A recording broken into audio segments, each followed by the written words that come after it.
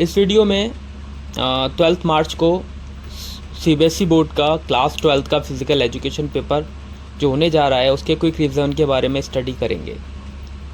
जैसा कि student observe किया गया है कि ज़्यादातर जो क्लास 12 के स्टूडेंट होते हैं वो अपने main subject physics, chemistry, bio या कॉमर्स में बिजनेस इको पे ज़्यादा फोकस करते हैं, बट फिज़िकल एजुकेशन को वो साइड में रख देते हैं। मींस वो ज़्यादा प्रिपरेशन नहीं करते हैं, जिसकी वजह से उनका स्कोरिंग जो होती है वो बहुत कम होती है फिज़िकल एजुकेशन में, या फिर वो कभी कभी फेल भी हो जाते हैं। तो इसके रिगार्डिंग स्टूडेंट में एक क्विक रिवीजन के लिए एक वीडियो लेके आया हूँ जिसको हमने नाम दिया है one day revision. One day revision इसलिए इसको नाम दिया है क्योंकि स्टूडेंट इस वीडियो में आप इजीली वन डे के अंदर अपने पूरे सिलेबस का एक क्विक रिवीजन कर सकते हैं।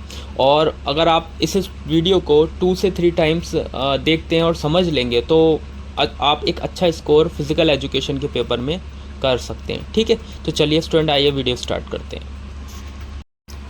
स्टूडेंट आपका फर्स्ट टॉपिक क्या है? आपका फर्स्ट टॉपिक है planning in sports.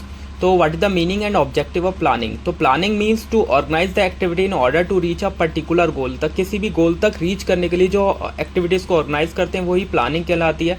It is like deciding in advance what to be done, how to be done and by whom to be done. यानी इसमें एडवांस में हम ये डिसाइड करते हैं कि क्या करना है, कैसे करना है और किसके थ्रू हम इसको करना होता है। ये तो प्लानिंग का ही पार्ट होता है। उसके बाद बच्चों objectives of plannings are as follows कि क्या क्या ऑब्जेक्टिव्स होते हैं। First, to reduce unnecessary pressure of immediacy, जो अननेसेसरी प्रेशर को रिड्यूस करने का काम होता है। Second, to maintain good control over all the activities, यानी सारी एक्टिविटीज़ को कंट्रोल करना होता है इसके अंदर। Third, to reduce the chance of mistakes, की जो मिस्टेक्स होती हैं, गलतियाँ होती हैं, उसको रिड्यूस करने का काम होता है प्लानिंग में। टू इंक्रीज इफिशियंसी, जो इफिशियंसी है, जो कैपेबिलिटी, उसको बढ़ाने का काम करते हैं हम। नेक्स्ट, टू इनहेंस क्रिएटिविटी, जो क्रिएटिविटी है मतलब किसी भी चीज़ को अच्छे तरीके से रिप्रेजेंट करना, उसको इन्हेंस करने का काम करता है हम प्लानिंग में। Next, to ensure proper coordination, की प्रॉपर कोऑर्डिनेशन यानी सबके अंदर एक कोऑर्डिनेशन मेंटेन करके रखना होता है टीम्स के बीच में। तो यही ऑब्जेक्टिव है प्लानिंग का। Next, to enhance sports performance, की जो स्पोर्ट्स की परफॉर्मेंस है यानी किसी की जो एफिशिएंसी है वो बढ़ाना, ये सब क्या है, ये सब ऑब्जेक्टिव्स होते हैं स्टूडेंट प्लानिंग के। अब बच्चों प्लानिंग जब हम करते हैं तो उसमें वेरियस कमेटीज़ होती है और उनकी कुछ रिस्पॉन्सिबिलिटीज़ होती हैं। तो बच्चों हम अब उसके बारे में पढ़ेंगे कि कौन कौन सी कमेटीज़ होती हैं और क्या क्या इसके अंदर रिस्पॉन्सिबिलिटीज़ होती हैं। तो सबसे पहले अगर हम बात करें कमेटी फॉर पब्लिसिटी, बेटा एक कमेटी होती है committee for publicity.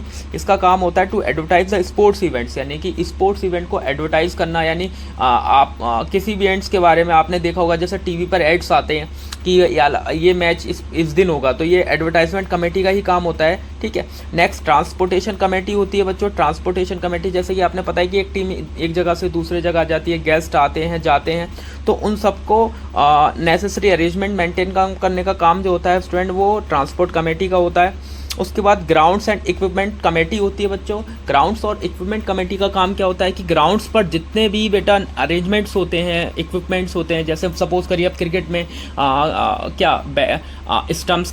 Stumps, balls, सही है, और बहुत सारी चीज़ें हैं, उन सबको मैनेज करने का काम जो होता है वो ग्राउंड्स और इक्विपमेंट कमेटी का होता है। उसके बाद बच्चों नंबर 4 नेक्स्ट कमेटी आती है आपकी रिफ्रेशमेंट एंड एंटरटेनमेंट कमेटी। तो बच्चों ये जो कमेटी होती है ये जितने भी ऑफिशियल्स होते हैं, गेस्ट होते हैं, कंपिटिटर्स होते हैं, उनके लिए रिफ्रेशमेंट, कोल्ड ड्रिंक्स, इन सब का अरेंजमेंट करता है। या ओपनिंग और क्लोजिंग सेरेमनी के लिए जो भी अरेंजमेंट्स होते हैं रिफ्रेशमेंट के, वो सब रिफ्रेशमेंट एंड एंटरटेनमेंट कमेटी करती है।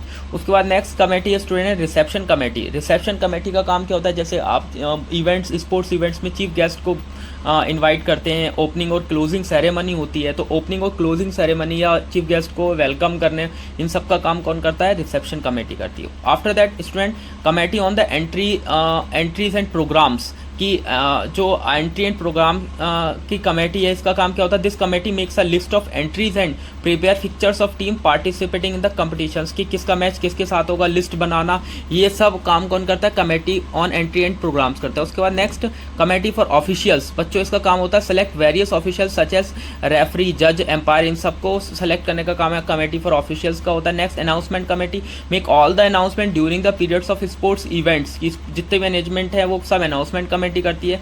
उसके बाद स्टूडेंट नेक्स्ट कमेटी होती है first aid committee. First aid committee का काम होता है provide first aid to the injured और अफेक्टेड एथलीट्स। किसी भी इंजरी हो गई है, किसी को कोई प्रॉब्लम हो गई तो फर्स्ट एड कमेटी उसको फर्स्ट एड प्रोवाइड करती है। Next finance committee. बच्चों इस फाइनेंस कमेटी का काम होता है बजट को तैयार करना कि कितना एक्सपेंस होगा, इसको सबको मैनेज करने का काम कौन होता है, फाइनेंस कमेटी का होता है। उसके बाद बोर्डिंग एंड लॉजिंग कमेटी होती है बच्चों, makes arrangement of accommodation and meals of athletes and officials की सबके रहने का, सबके खाने पीने का जो अरेंजमेंट है वो बोर्डिंग एंड लॉजिंग कमेटी करती है।